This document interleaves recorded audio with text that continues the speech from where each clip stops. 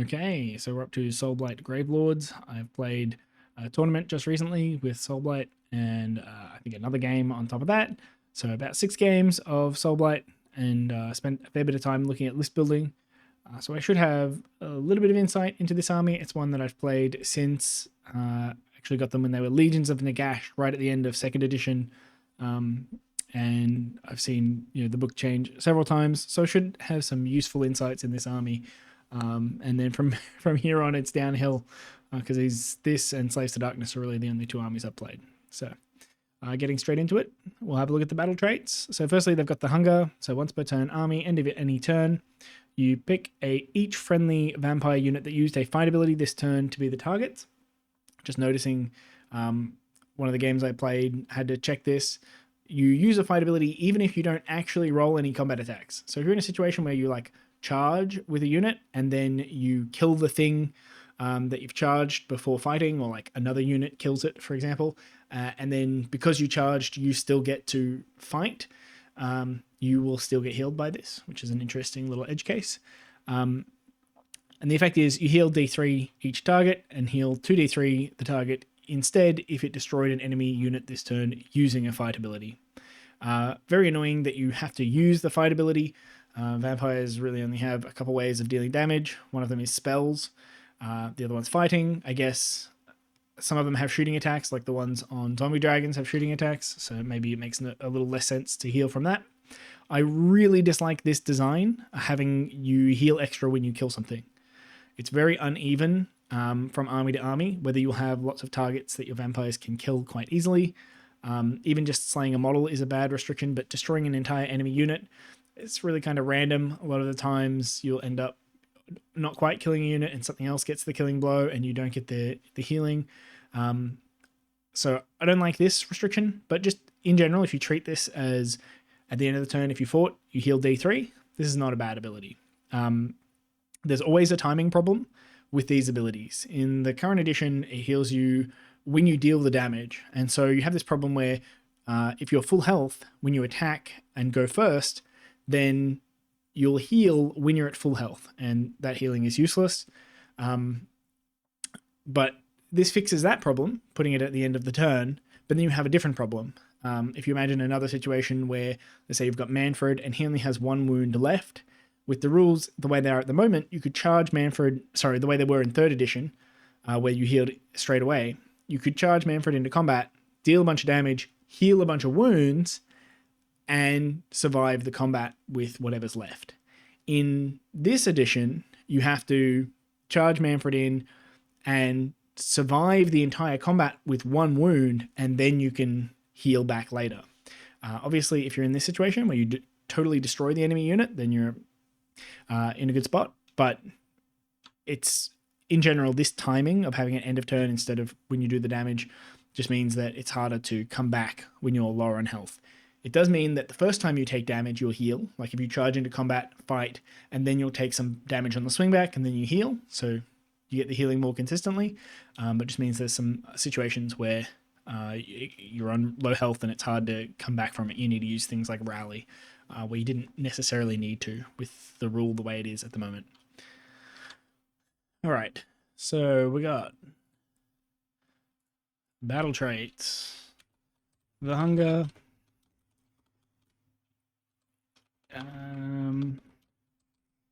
Heals vamps for D3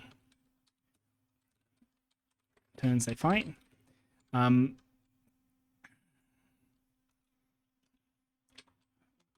Bad kill unit restriction. And D3 is super awkward. So the other problem with this ability, with the design of this ability, is that things like Blood Knights in particular, Blood Knights have 3 wounds. And it seems petty to complain about, but Blood Knights are the only vampire unit you really have. I guess the other one is Vargeist. I think they have 4 wounds per. So other than just the big heroes, there are these units of vampires. And healing D3 is really awkward for a Blood Knight. Because if you take damage, let's say you take 3 damage, well then it destroys an entire Blood Knight and you can't heal at all because you don't have any damage points on the unit. If you take 2 damage points, well, then you can only heal a maximum of 2. So if you roll the 3, then you waste 1 of the healing, which is kind of annoying. And if you roll the 1, then you only heal 1 of the 2 damage points. So there's never a situation where like you get that extra point. It's either just a 1 or a 2, which is very frustrating. They could just make this heal 3, and I don't think it would be overpowered. Things like the Vampire Lord don't have enough wounds for it to matter. It's really only on Manfred and Vordry and stuff, and I think those things should be a little bit more durable anyway. I think it would work. It makes more sense to me to have those things heal just a flat 3. So the fact this is D3 is kind of annoying, and the fact that you have to destroy an enemy I really don't like. But otherwise, this is a fine ability. It's really good on like Vordry and Manfred and things like that. It just heals them a little bit throughout the game. Means that even though their War Scroll says they have like 16 and 14 wounds, a lot of the time it feels like they have 2 or 3 wounds extra.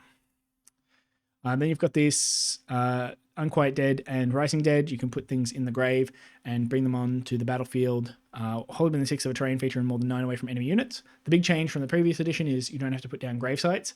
I really, really, really like that you don't have to put down grave sites. It's nice with the new tables of terrain as well. There's 8 bits of terrain on tables. I think it used to be 6, but now I think tournaments are going to have 8. You can put things in so many places. This is a really, really nice ability. It's really useful. It gets you that take their land battle tactic pretty much every game.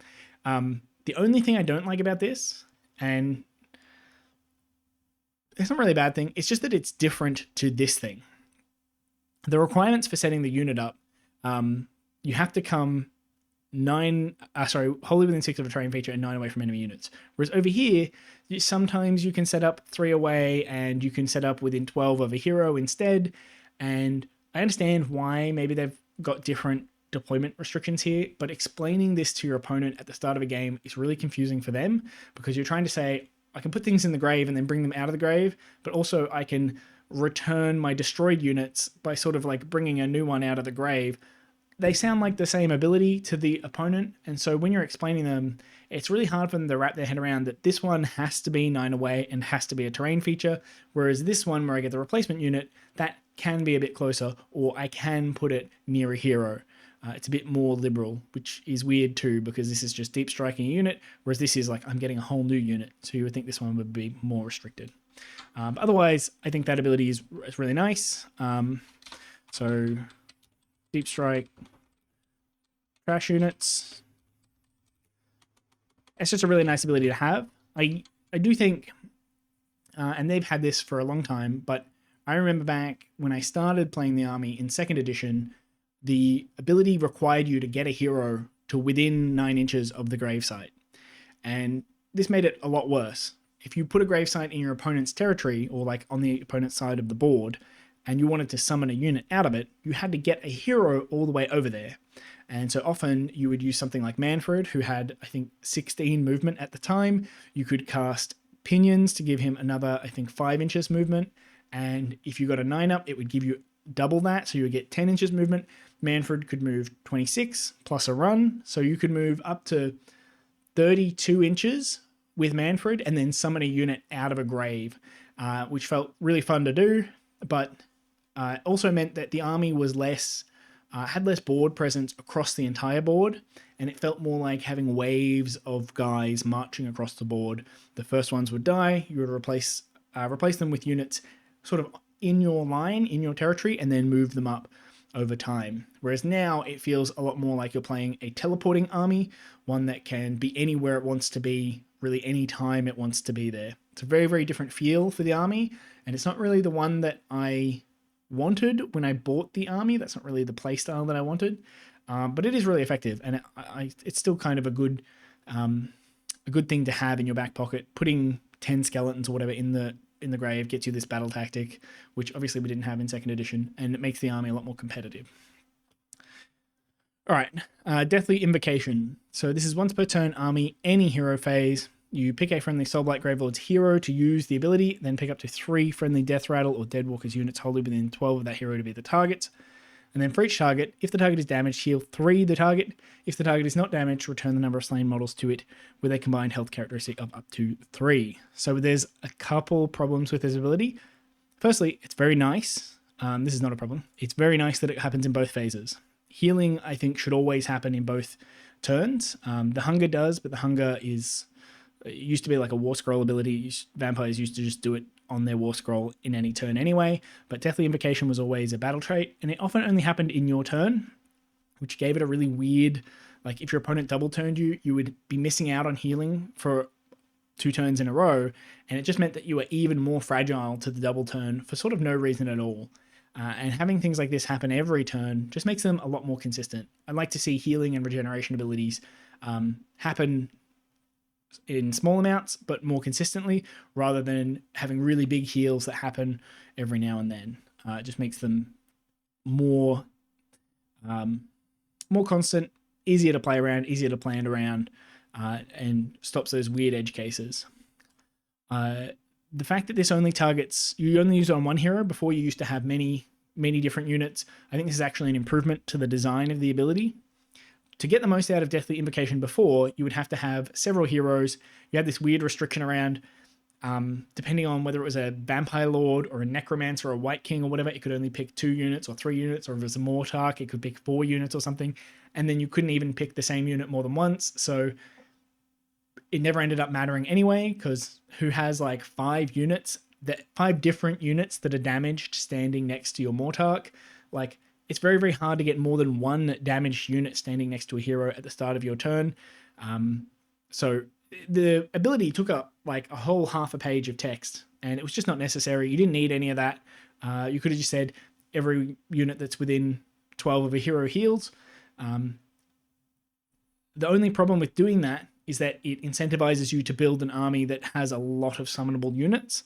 Whereas this, you feel pretty good. If you only have 2 or 3 summonable units that you really care about healing, you don't mind, I'm going to put this one over there, and that one's like, I'm deep striking my 10 skeletons. It's not going to be able to get Deathly Invocation, but that's fine because it can't get it anyway. It like rewards you for just playing a couple of these units that you're trying to heal, keeping a hero near them, and not necessarily spamming a bunch of heroes and a bunch of summonable units to try and like min-max this ability. I kind of like that. I think it's a lot better for list building. You can make a lot more varied lists and still make full use of Deathly Invocation. The thing I don't like about this is this weird split. I don't know why they didn't do the same thing that Rally did. This has been a problem with this forever. If you're damaged, you heal. If you're not damaged, then you can return. Why doesn't it just give you 3 points the way that Rally gives you points, and then say you can spend the points either on healing or on returning models by spending a combined wound characteristic? Exactly the way Rally works, so that if you're in a situation where like you have dire wolves that are 2 wound models and they have 1 wound on them, well, instead of healing 3, you really only heal 1, and you lose those 2 other points. That's really awkward. Why didn't they write this rule like Rally so that you could heal 1 and return a dire wolf? There's no like in-game reason why it has to be like that. It just means that randomly this ability is a bit more or a bit less effective, sort of for no reason at all. And they have the technology and the wording to do it. The other thing is it says if the target is damaged. That's a modal thing, but I think this has a weird interaction with like Weird Flame or Nurgle's Poison, where like if you don't have any damage and you're at full models, actually, I don't think that can happen. Because I think the way the Nurgle ability works is abilities that heal or that return units both remove the poison. And so if you're diseased, you're going to take a point of damage from the disease, and then you'll be able to use Deathly Invocation to heal, and it'll remove the poison. Or if coincidentally it removes enough poison to drop you down a model and you don't have any damage points left on the unit, it'll activate this mode instead. And I think the poison is written so that, or the disease is written so that if you return a model, instead of returning a model, it just removes the disease. So I think this does work. It gets around that, but some of the other healing abilities still say if the target is damaged, heal. And you'll have these weird situations where you'll have disease, but you won't have any damage points on you. And technically you won't be able to get rid of the damage points because you won't be damaged. So you won't be able to heal. Sorry, you won't be able to get rid of the disease because you won't be damaged. You won't be able to heal. So you won't be able to remove the disease. Just sort of awkward. I think this does get around it. So the main criticism I have is just this why do you have the modal thing? Why is it heal or return? Why can't you do a combination of both? This has been a problem with it since forever, and it's actually really tiresome to see that they haven't addressed it or changed it. So, just the invocation.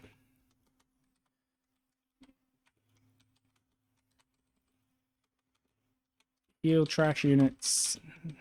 3. Win the hero.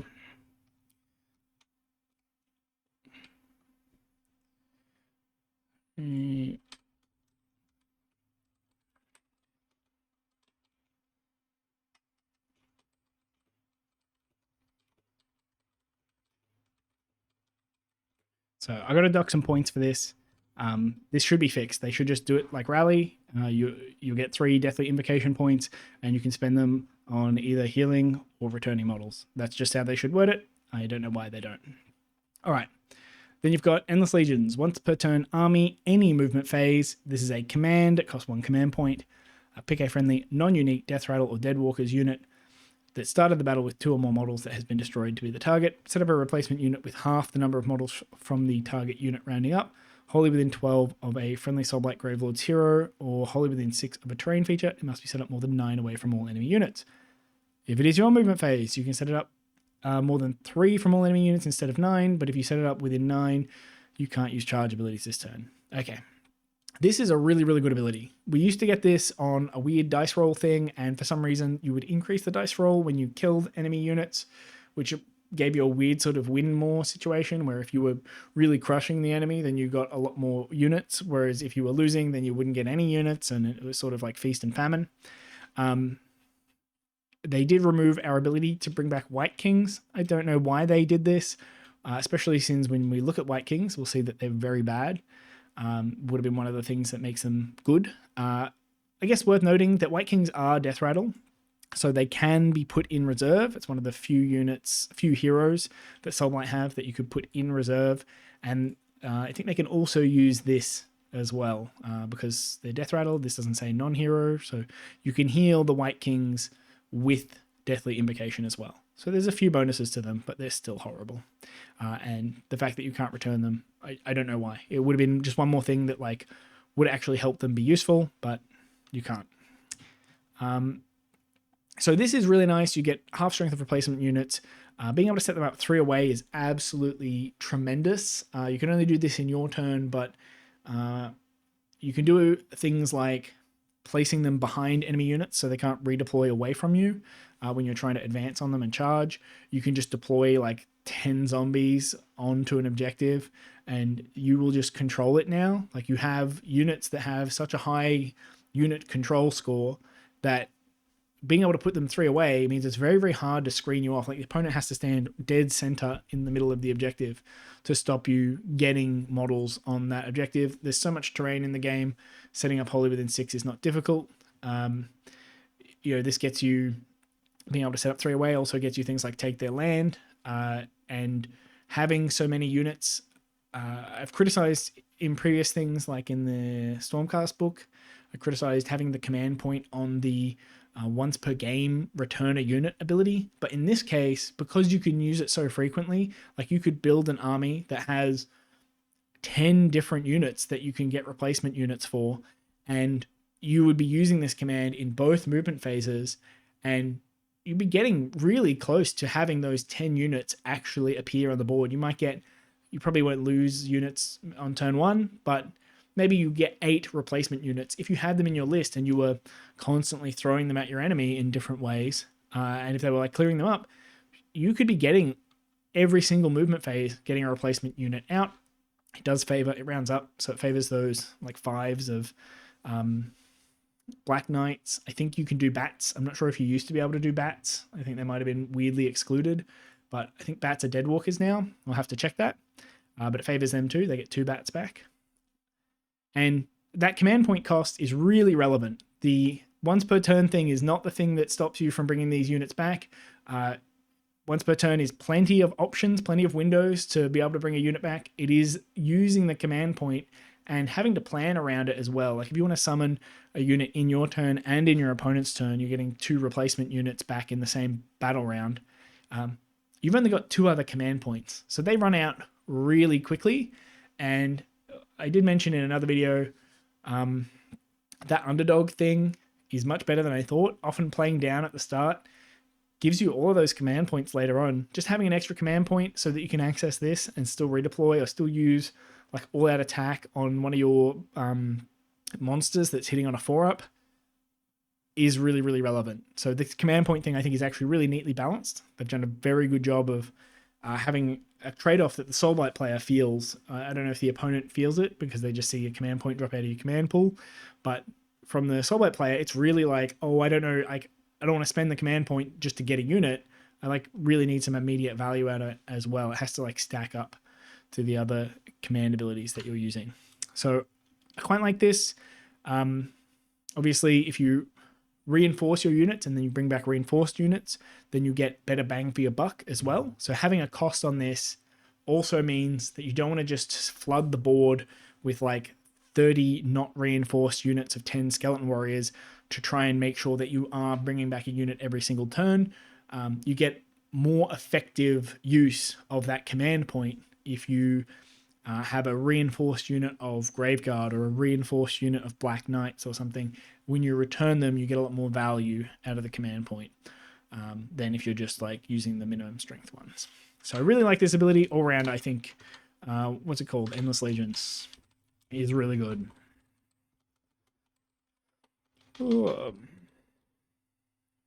Returns, half strength things. Oh, I also like this modal thing as well. Being able to set up closer than 3 if you want, but then not being able to charge, rather than I think you were just restricted from not using charge abilities at all. Having the option to do either is really nice. You don't have any charge bonuses in the book. I think there's 1 on the White King. That's about it. So you generally don't want to set up 9 away and try and charge something, but if you really need to, you can like get the 10 Graveguard and really try and go ham for it if that's what you need to do to win the game. For CP, it's just very good. I don't need to write more about it. Okay, so that's our battle traits. Return units, you get some healing on pretty much every unit in the game. Like if it's a vampire, it'll get the hunger. If it's a non-vampire, it gets deathly invocation, sort of one or the other. And you get some deep striking. You can deep strike your trash units, which is very useful for the army.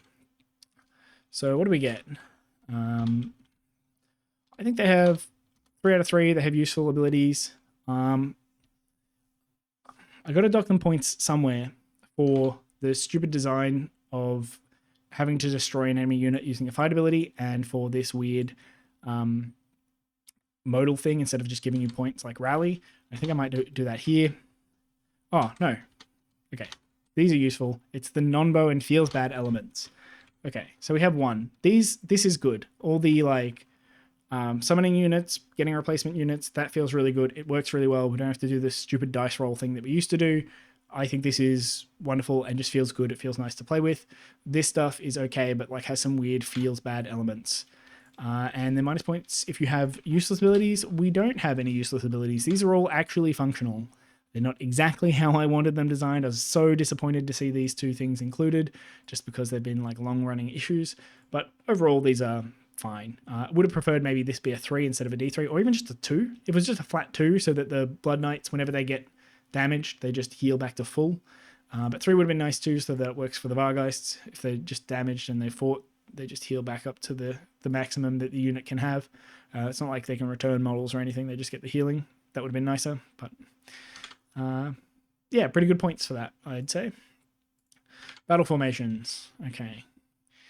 We've got Legion of Shaiish. This is blank text. You can pick 1 additional target when using the Deathly Invocation ability. Okay. So, Deathly Invocation says you pick up to 3 friendly targets. That's the bit it's talking about, right? It's not talking about picking another hero to use it. If it was, that would be a good battle formation. But it's not picking a second hero to use it. It is picking a 4th unit. It is almost impossible to get 4 damaged units wholly within 12 of a single hero. And even if you did, the benefit is so marginal, right? Just imagine if you have 3 damage units of like Skeleton Warriors, Graveguard, and Black Knights, all within 12 of a hero, you can heal all of them 3 using the current Deathly Invocation. But for some reason, adding a 4th unit to that is just so powerful. Like, they couldn't just... I don't know. This ability could have been worded so instead of picking 3, it's just heal every unit within 12 inches of the hero. That wouldn't be a problem because you can't fit that many units near a hero. And even if you could, they all have to be damaged for this to work. And your opponent's not going to do that. They're not going to chip 3 wounds off 5 different units unless they're specifically using like an area of effect spell to do it. And if they've got area of effect spells, you don't want to be balled up like this. It just doesn't make any sense. It doesn't work. So adding an additional target to pick, this is just blank text. This is useless. I'm pretty sure... So they added this. This has been like in every book somewhere. It's been some sort of artifact, or I think it was a monster trait or something that they added in the expansion. They keep putting this in like it does something, but it really, really doesn't. If they added to the amount of healing that you got, or if they added to the number of heroes that could use the ability, that would be a different thing. But they're adding to the number of targets you can pick. And there's just no situation that comes up. I don't think any time since playing the game have I had more than 3 damaged units within 12 of a hero in my hero phase. I just don't think that happens. So Horror Unending is unendingly horrible. Then we've got Bacchanal of Blood. I guess I should put this in the notes. Hey, what's it called? Legion of Shaiish. We'll call it Horror Unending. Reference the ability. Lorem Ipsum. Garbage. Alright. Bacchanal of Blood with Aristocracy of the Night. I think it's funny that they have like the name of the subfaction and then the name of the one ability that it has. You could just call it the same thing. Anyway, the effect is add 1 to casting rolls for friendly vampire units that are not in combat, and add 1 to wound rolls for combat attacks made by friendly vampire units that charged in the same turn. This is actually very nice because a lot of the units most of the vampires wound on 3s. So like even the Vampire Lord on Zombie Dragon, yes, his Zombie Dragon wounds on 2s, but he wounds on 3s. Or like Vordry and Manfred, they both wound on 3s with their mounts wounding on 2s. So adding 1 to wound rolls is actually really useful. It pumps up the rider's damage a little bit. Adding 1 to cast rolls is really nice as well. You get it in both turns, so it counteracts the -1 for magical intervention, which is really useful because a lot of spells cast on a 7, and 7 with -1 is actually quite hard to cast. So having +1 to cast is really, really valuable. It means you're not as dependent on those places of power, and then having +2 just means it's very, very hard. Like if you use a place of power and this, it's very hard for your opponent to unbind them. I do think it's a bit weird that if you haven't charged but you're in combat, then you get neither of the bonuses. In the previous book, in Legion of Blood, it was just +1 to cast if you're not in combat, +1 attack if you are in combat. I feel like they could have just done the same thing. It could have just been +1 to wound if you are in combat, and +1 if you +1 to cast if you aren't. But I suppose that would just be a straight buff to Blood Knights all the time. There wouldn't be any conditions or modes on it or something. We can't have that. This is the buff for Blood Knights in the entire book, by the way. Classic problem with Soulblight is that they're literally the vampire army, but their one unit of vampire knights is terribly supported. There's almost nothing available to them. But finally, we do have something available to them. The previous Legion of Blood ability only affected heroes. This one half only affects heroes because it's casting rolls, but this add 1 to wound rolls is still really, really useful. Blood Knights on a charge with +1 to wound and an all-out attack actually do a lot of damage, especially if they're hitting infantry and they've got their 2 range, 2 damage. They're actually starting to get up there a little bit. So I actually think this is quite good. The problem is you have to invest a bit in vampires to get there. So really, if you've got maybe 2 big vampire monster heroes, you've got like Manfred and Vordry, and maybe a unit of Blood Knights, then you're in the territory where you just sort of pick this. You know you're picking this because you've just spent like 1,000 points on vampires. Then you've got the... I'm going to take notes. What are we doing? Aristocracy. Blood. It's Undercast on Vance. One to wound on Vance on the charge. You'll see as we get through these that there is a problem with this set of battle formations in general. You've got Death Sense Drove, once per turn, army, end of any turn, pick up to 3 friendly Deadwalkers units in combat to be the targets. For each target, make a pile-in move, then pick any enemy unit in combat with the target and roll a d3. On a 2+, inflict an amount of mortal damage on that enemy unit equal to the roll. So it's a way of giving your zombies damage. If you see the Zombie War Scroll, they really do almost no damage. Direwolves do very, very little damage. So if you take a bunch of direwolves and you take a bunch of zombies, your army needs some way to do damage, and this is going to be one of those things. So if you've taken, again, if you've taken like 1,000 points of zombies in your list, if you're making the zombie list, this is an auto pick. If you're not taking the zombie list, you just stay away from it. It's not very useful.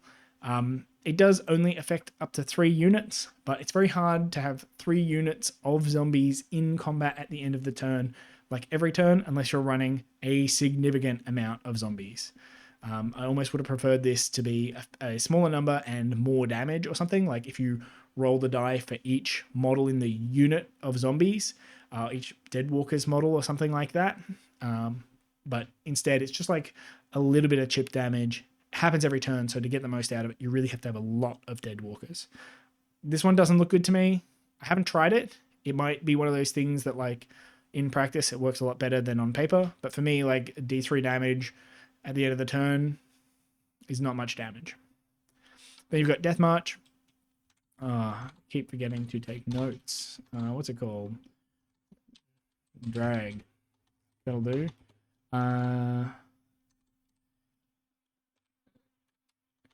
D3 2+, 3 units. Is it? You pick 3 of the zombies and then pick 1 target in combat. So it's not every target in combat with them either. It's just 1 target in combat. In combat.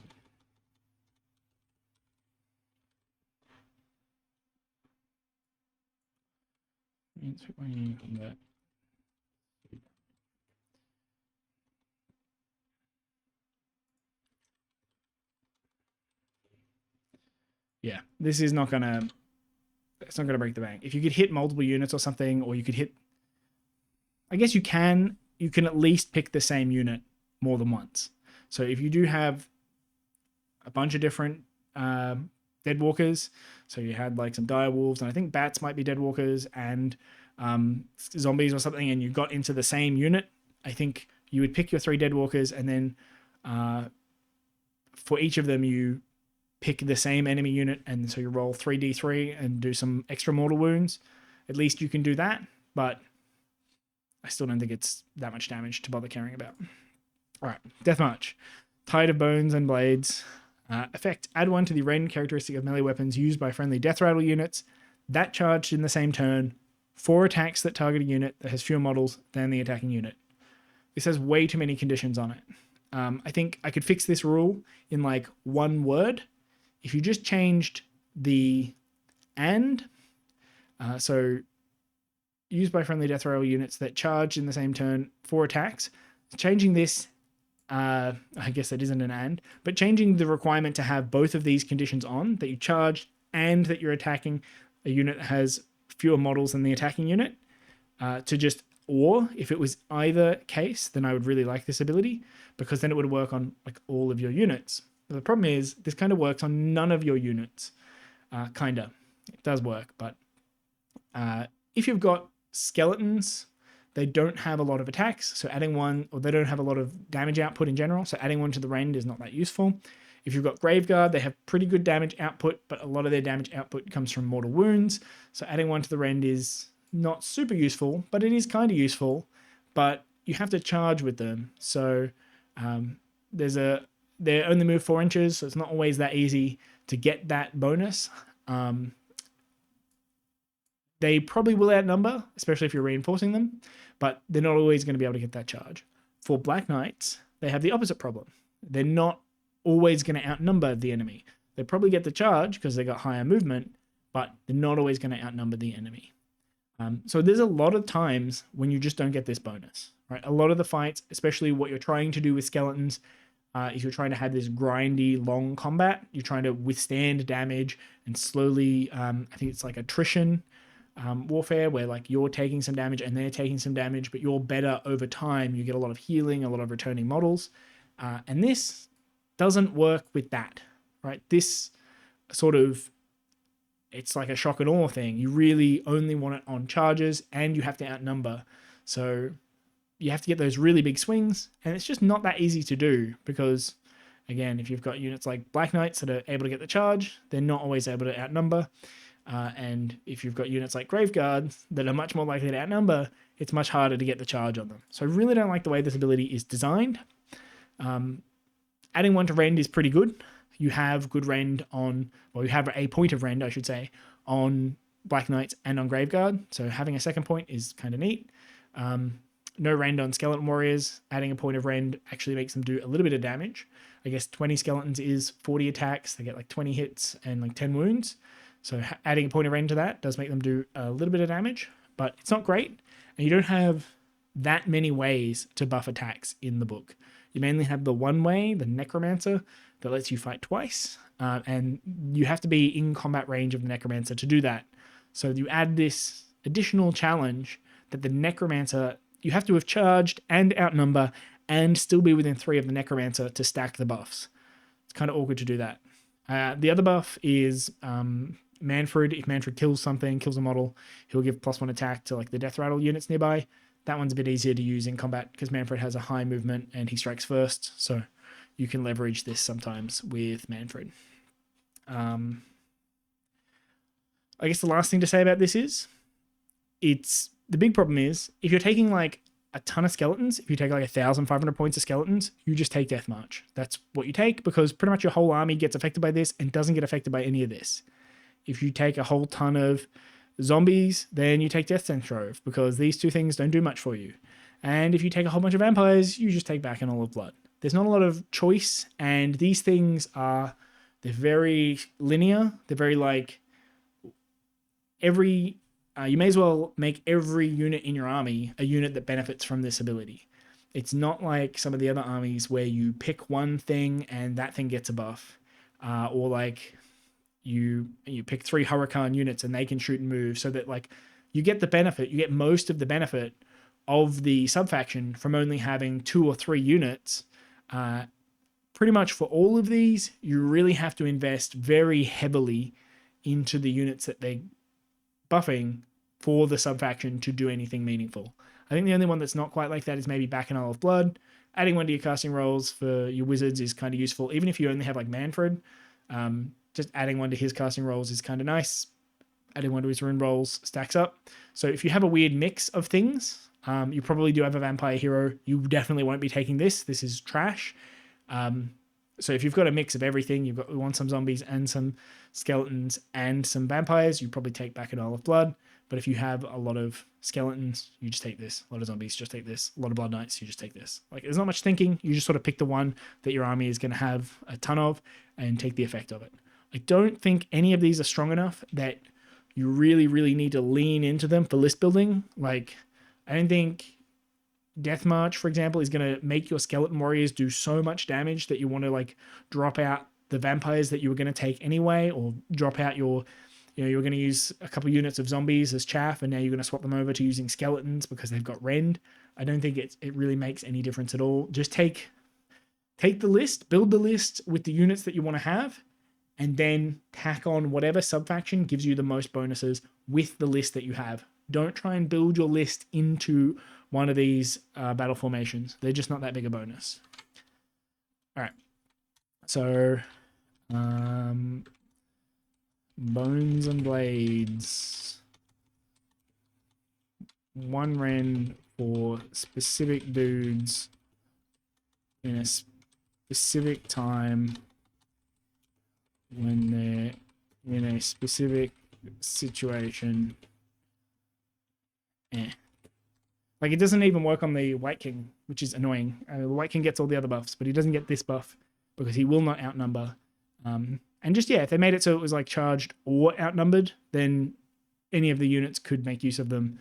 It would just make more sense. Like, skeletons, they don't want to be charging into combat. They want the opponent to charge into them. That would be fine. Yeah, I don't know. I just don't like the design of this. All right. Marking. Okay, 1 point for each useful ability that fulfills a different purpose. I suppose these two are, I suppose they're useful. They're borderline. I'll say 3. This is definitely useless. These 3 are fine. I wouldn't feel horrible taking any of them. Maybe this one, I have to see this in action. 1 point for each useful ability that is interesting. I think these are all kind of interesting. They may be a bit low power. Like, the things I'm asking for are more power. Like, this thing needs to do more damage. This thing needs to be less conditional. And this thing's okay. It's just that your Blood Knights are not very good. I feel like I'm giving things easy marks here. I've got to change this in the marking scheme, maybe. 1 point for each useful ability that can be used in multiple list builds. Okay. Soulblight are going to lose a lot of points here.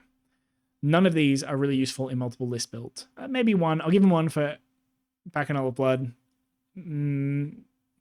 Just because it, like, even if you just take Manfred, I would say that this is useful enough just to give him, or Neferata, to give one of your double casty fighty wizards +1 to wound rolls on the charge and adding 1 to their casting rolls. That's not bad. So I'll give them 1 there.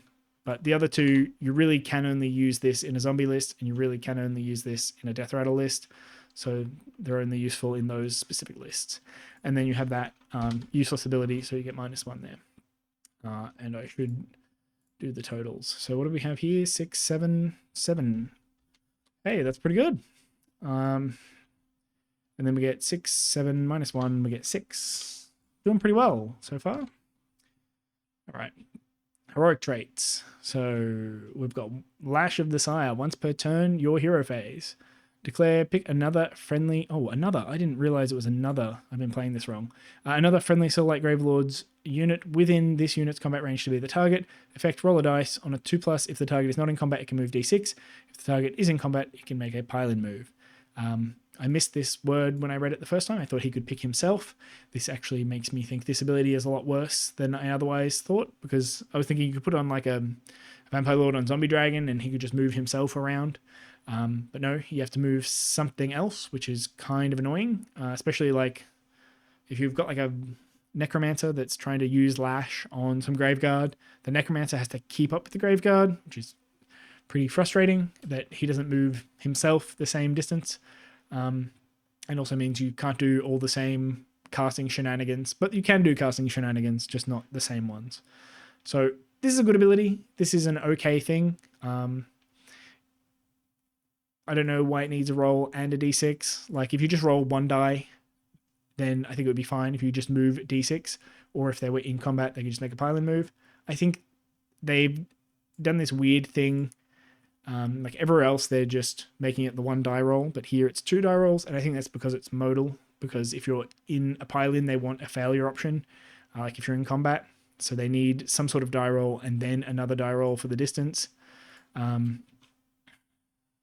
They could have said, roll the dice. If the target is not in combat, it can move that distance. If it is in combat and the die roll is a 2+, it can make a pile-in move or something like that, so then it would have just been the 1 die roll, but set up so it's 2 die rolls.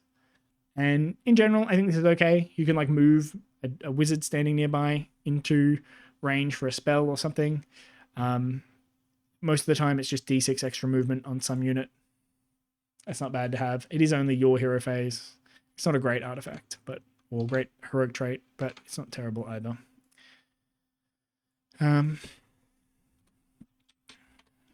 D6 move for another unit in the hero phase. And I should say in your hero phase, because it's a big deal that it's only yours.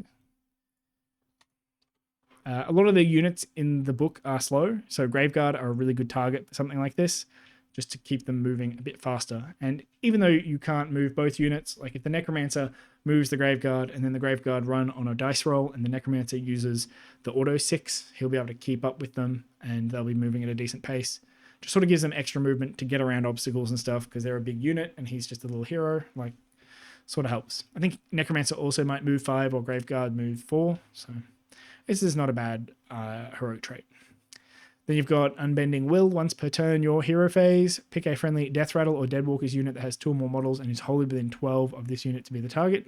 So again, just singling out the White King can't be a target here. Add d6 to the target's control score for the rest of the turn. Okay, this is really frustrating because this could have been something that made that White King on foot a little bit more useful. You could have a foot White King take Unbending Will, or the mounted White King take Unbending Will, and then he could use it on himself to give himself a really big control score.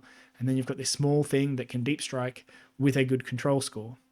And lots of other armies have that as well. It's not unusual to have a model that's got like 5 or 6 control score or something that's a hero.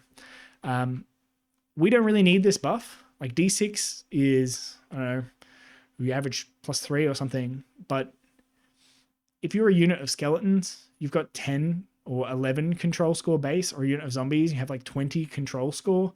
You don't really need this. Typically as a Soulblight player, your control score is really, really, really high. So adding D6 is just unnecessary. So I don't think Unbending Will is useful at all. D6, 2 units control score. Hates White Kings. Meh. I don't think this is a useful ability. I think you just skip it. And then you've got Unhinged Rampager. You can reroll charges for this unit in your charge phase. Okay, this is probably bad on pretty much everything. The unit that you want to put this on is a Vampire Lord on Zombie Dragon, or maybe the other monster. I'm only thinking of Lakavi at the moment. Vengorian Lord, that's his name. You want to put this on a Vlozzard or a Vengorian Lord. The problem with this ability is not that it's horrible. It's that it's the units that it goes on are not good. The Vlozzard and the Vengorian Lord are not good. This is quite nice. Not just because it saves you the command point, but because you can countercharge with this unit, which is going to be a big flying monster. So you can have it sort of behind your line or whatever. Flying really helps when you're countercharging. And being able to re-roll it is really, really useful. Oh, it's not even... Fuck. It's only in your charge phase. No, cancel it. This is shit. This is just garbage. Okay. Reroll. Fuck me. In your charge phase. I gotta read more carefully the first time. I mean, it would be okay compared to these two. It would be like maybe a thing that you bother taking, but you're probably not taking a Vampire Lord on Zombie Dragon. You're just going to take Vordry because he's much better. You're probably not taking a Vengorian Lord because they're like bad units that only work well with non-hero monsters, and those are all bad units. So you just don't take anything that you put this on. All of your named heroes in this book are really good, and all of your not named heroes are really bad. Especially the combat ones. So this is just gets left on the shelf. Like lack of targets, pretty much. So in your heroic traits, you pretty much take Lash of the Sire every single time. Because regardless of what you put this on, D6 extra movement for something next to it is kind of neat. So marks, you have like 1 useful ability. I'm not going to count this as useful. 1 point for each useful ability that fulfills a different purpose. Look, this would fulfill a different purpose. Like this is like a weird buffy thing. This is also a weird buffy thing. Like these both buff a unit to do some sort of utility. And this is like a combat lord thing. So these would be different purposes if I consider that to be a useful ability. But we only have the 1. 1 point for each useful ability. That is interesting. Lash of the Sire is interesting. So we'll give it a point there. I don't know. I feel like I'm being too generous with these interesting things.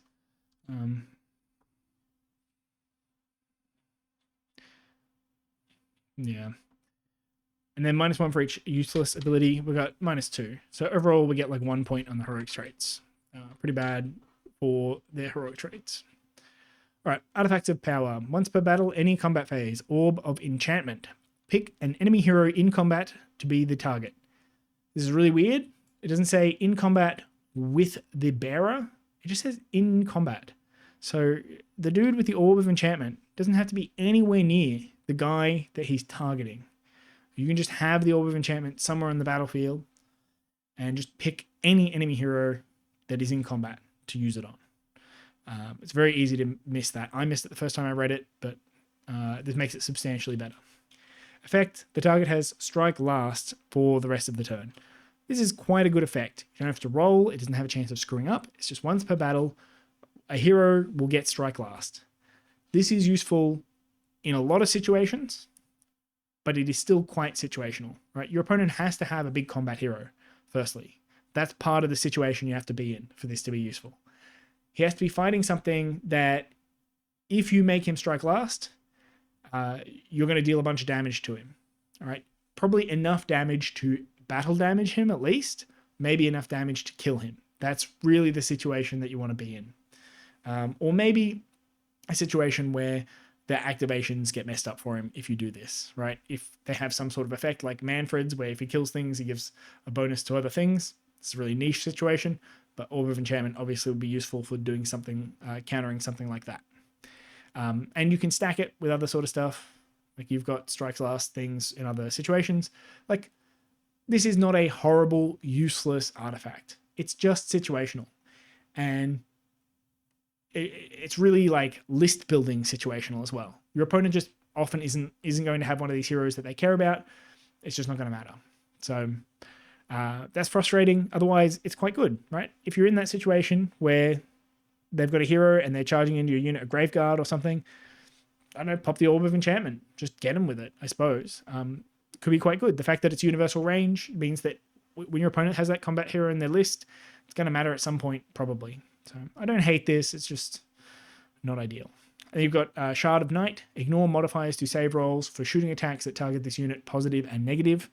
This one has a similar problem with the Unhinged Rampager. The thing this is really good on is a Vampire Lord on Zombie Dragon. The Vampire Lord on Zombie Dragon is not very good. So it really is, it's an ability without a target. It does help for letting your Vampire Lord on Zombie Dragon soak up covering fire. Having, in the past, if you had an ability like this, your opponent just wouldn't shoot that unit and often just wouldn't have shooting. So against non-shooting lists, obviously this is a dead ability. So this is immediately a little bit situational. And then even against shooting lists, they often had a lot of crit mortals. So this was still kind of bad even against those lists. All the crit mortal stuff is gone. And we now have a lot of shooting output from your opponent's army coming in the form of covering fire, and you can control which target gets shot by covering fire. So if your opponent has like 20 Sentinels or something, which I think Sentinels have rend 1, you can make sure that this hero is the guy who is closest to that unit, and he's going to have a 3-up armor save and ignore a lot of the damage from that covering fire. So this is a little bit better than it used to be, but you still have this weird situational problem where your opponent has to have a bunch of shooting for you to care about it. And you want to put this on a Vlozzard, and you probably don't want a Vlozzard in your army. Okay. Amulet of Screams. Reaction, opponent declared a spell ability for a wizard within 18 of this unit. Roll a d3 on a 2-up, inflicted amount of mortal damage on the caster. Oh, it is on a 2-up. Okay.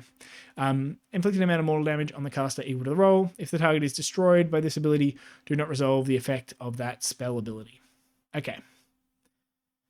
I took this to the tournament, and I think I rolled it once the whole time. I did forget it a whole bunch. It's very, very easy to forget. But it happens a surprisingly small number of times. It should happen all the time, right? But being within 18 is not that easy to do, especially because your unit wants to be somewhere else, right? If you have a hero that you don't care about where it is, like I guess if you had a Vampire Lord or something, then maybe, but I put this on my Necromancer, and my Necromancer always wants to be next to the Graveguard, And so the Graveguard are sort of dictating his position on the board, and that often meant he's just not within 18 of an enemy wizard. We're just not getting in 18 a lot of the time. It's not like my opponents are playing around this. They're mostly just playing around, I don't want to put my wizard in 18 inches of this unit of Graveguard, because the Graveguard will just go over and charge him and kill him. So just by playing around the army, they sort of play around this ability a little bit. And it means it doesn't come up as often as you want it to, which is unfortunate because this is the least situational of the 3 artifacts, right? This requires your opponent to be playing like a shooting list and for you to take a Blizzard. This one requires them to have a specific combat hero and to be using it in this situation where strikes last is really going to make a big difference to the combat. This one is like, my opponent has a wizard. If your opponent has a wizard, this is good, but you have to get within 18. So it doesn't happen very often, which really sort of surprised me. I thought this would happen all the time. I thought I'd really try and get within 18. And then, you know, because they're using magical intervention, my turn, their turn, I'd be actually pinging a lot of mortal wounds. But it could just be because I didn't try hard enough to get that hero close to them. And there are situations like, you know, if you put it on a White King and then turn 1, you could deep strike the White King with like a little squad of, you could put like 20 skeletons or something around him and make sure that you're within 18 of the wizard so that you can be pinging them. But that's a lot of investment into something that's only going to deal like D3 mortal wounds on a 2-up. So I'm not sure any of these are good. I think you probably just take Orb of Enchantment or Amulet of Screams.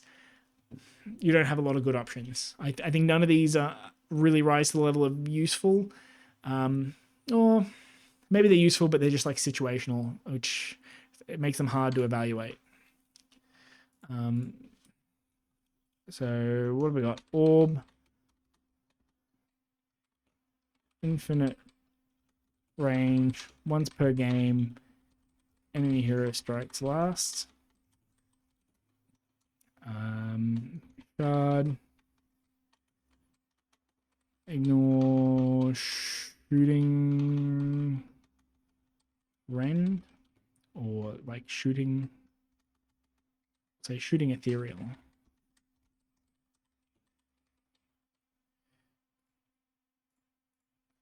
And no target.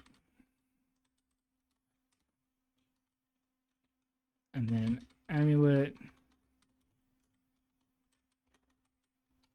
Anti-Wizard,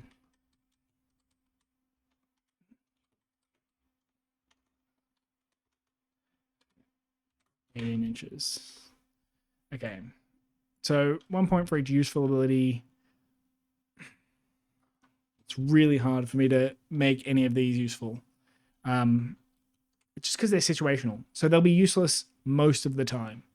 And if this set of artifacts basically said at the start of the game, just Soulblight, at the start of the game, you pick an artifact instead of picking them in list building, then these would all be useful. I would just, every single one of these, I would think this is an okay artifact. But because it's not, just a lot of the time, they're just not useful.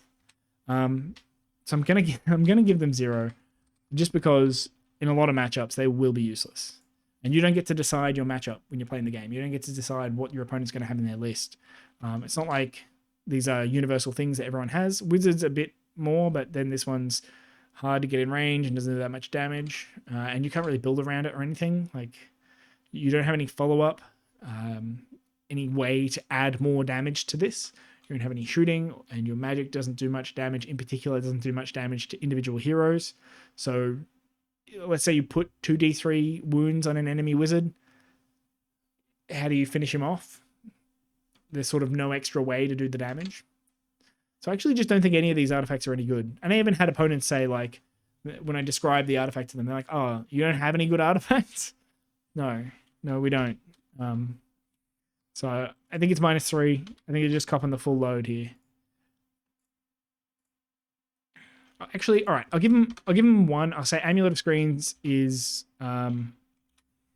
useful but not interesting. I'll put it that way.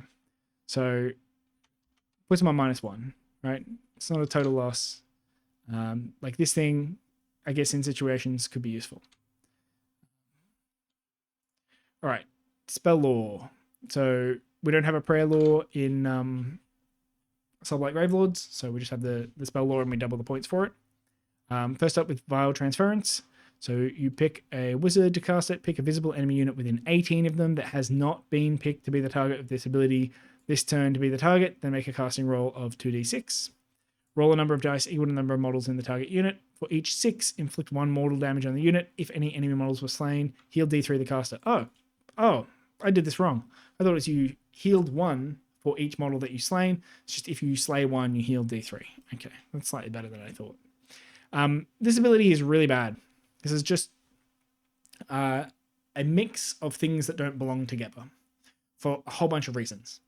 So firstly, this is your unlimited spell. So it should be the thing that is not situational, but is actually a very situational spell. You want to be in the situation where you are damaged because it heals you. You have to target an enemy unit that has a lot of models, and you have to slay a model in the unit, so they have to have a lot of low wound models, right? Like 1 wound models. That's a very, very niche target. And on top of that, it's a 7 to cast it. So I've talked about casting value not mattering, but it matters on the unlimited spell, because if you have more casts than your opponent, this is probably the thing that you're going to be casting that your opponent is not going to have spare unbinds to deal with. So having a low casting value actually means something on the unlimited spell, but it has a high one. So this is really frustrating. Look, there are situations where your wizard is damaged and they'll be in range of something, but like I said, I was using this on gut rippers and stuff, and there's a good chance you do not slay anything. I think I cast this twice in that Cruel Boys game, mostly because right at the start of the game, he teleported some Bolt Boys and shot Manfred, and I was just trying to heal Manfred up. I think I cast it on some Hobgrots and just didn't roll any 6s. Then I cast it on some Gut Rippers, and I think I managed to kill 1 Gut Ripper. I did only heal 1 because I misread the ability. It would have been healing D3 instead, but that's not a tremendous difference. It's very close to not even killing the 1 Gut Ripper. Like, I rolled 20 dice and only 2 6s. I think on average you get 3 and a tiny bit, 3 6s there. So I should have killed 1 of them, but then for some reason you can't pick the same unit more than once. I have no idea why that's a restriction. It's not like it's doing a ton of damage to the unit. Like those Gut Rippers with 40 wounds are only taking 2 wounds. That's not gonna, you're not worried about how much damage you're dealing to the unit. On top of that, even if it was like on a 4+ deal a mortal wound and it like half killed the unit, then the unit would be half killed. So you would be rolling a lot fewer dice for the next spell. So it like is self-limiting or self-regulating in terms of the power level of the spell. The more damage you deal to the unit, the less dice you roll, so the less damage the spell does. It doesn't need this restriction about not picking the same unit. The only thing this restriction does, it means that if you have 2 different vampires that are both damaged and you're trying to heal both of them, but your opponent only has 1 unit that is a viable target for like slaying one of them using this weird damage profile, then you can't heal both of your vampires, which is a really weird restriction on like the universal spell that is not doing a ton of damage and is like meant to be iconic for the vampires. All of that together is just very strange to me. So this ability is like F-, totally fail, see me after class. Just terrible.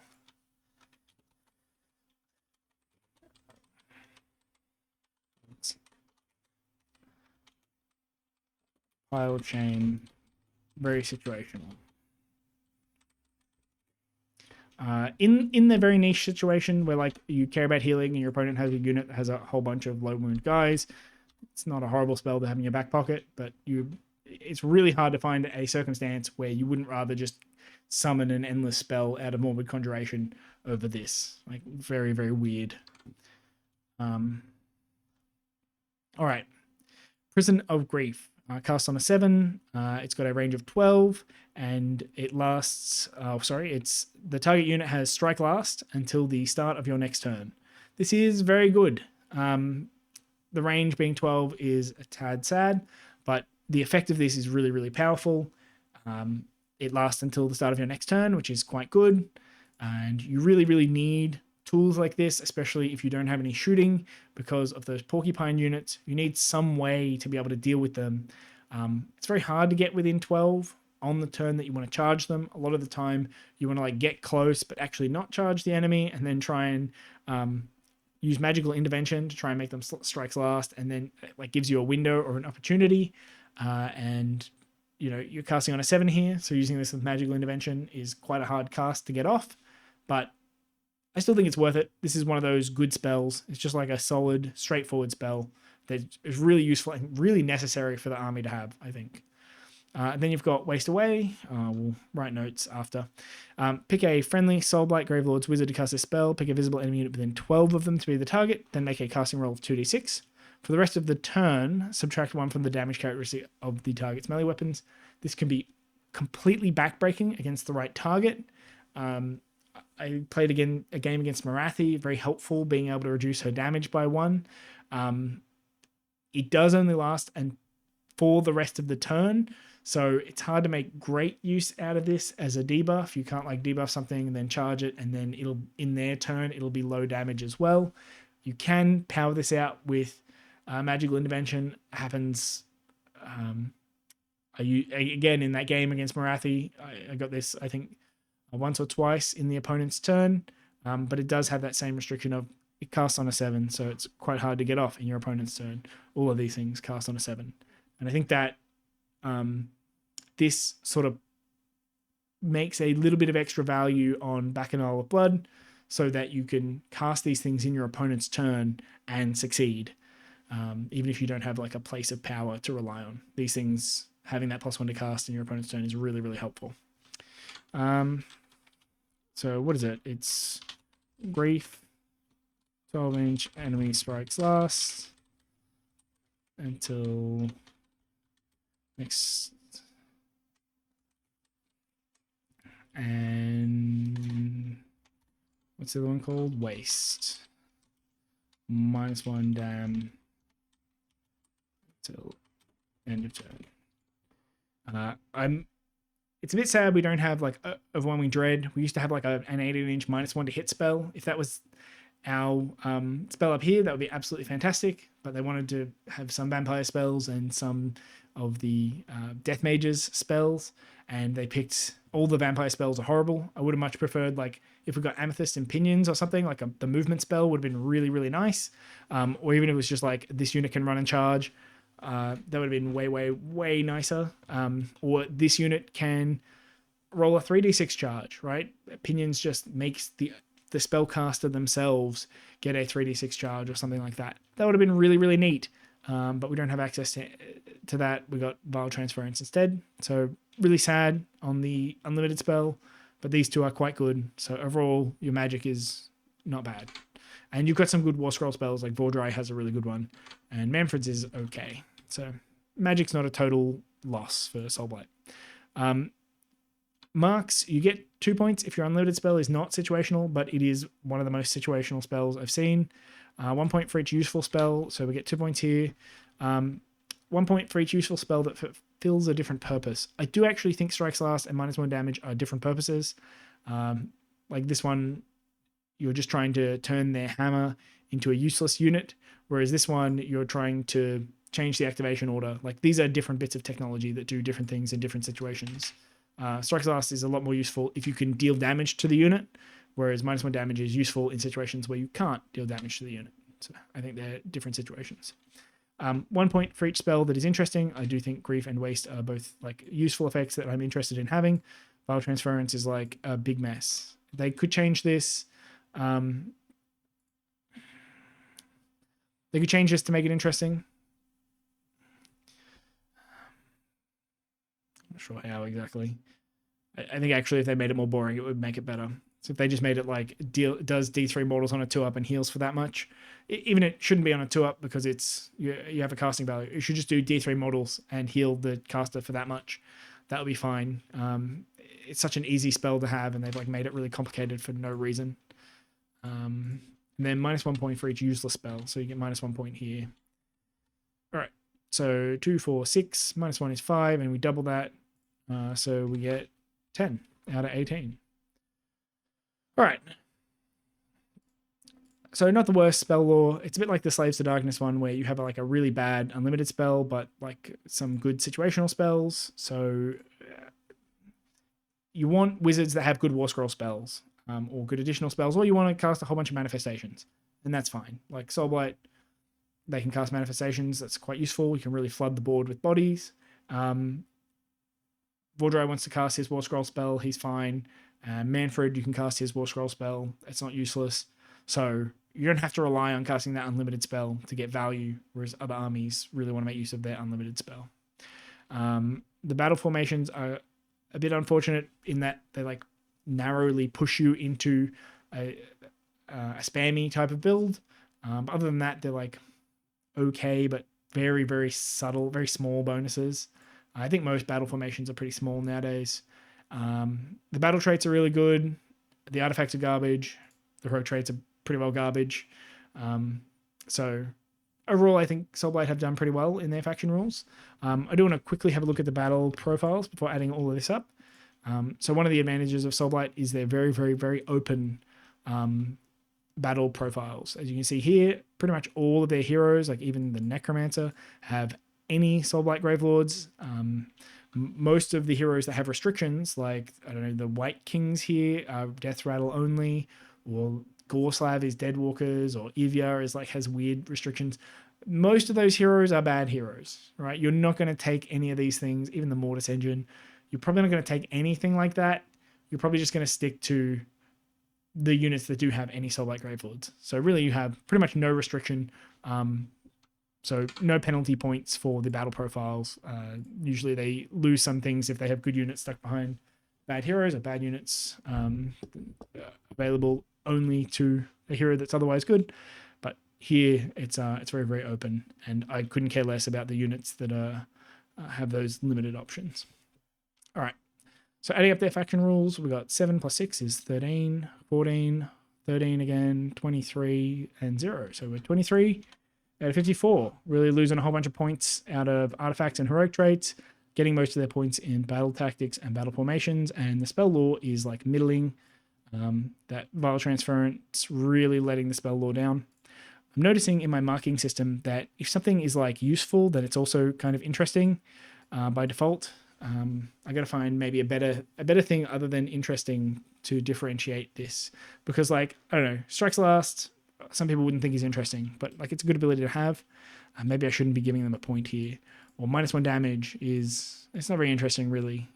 It's quite bland, but they're powerful and they're impactful to the game, and they're interesting to use when you use them, right? Like if your opponent has a 2 damage unit in combat with you, well, remembering that you have Waste Away feels really good. And when you cast that spell and you see the impact that it has, your opponent does so much less damage.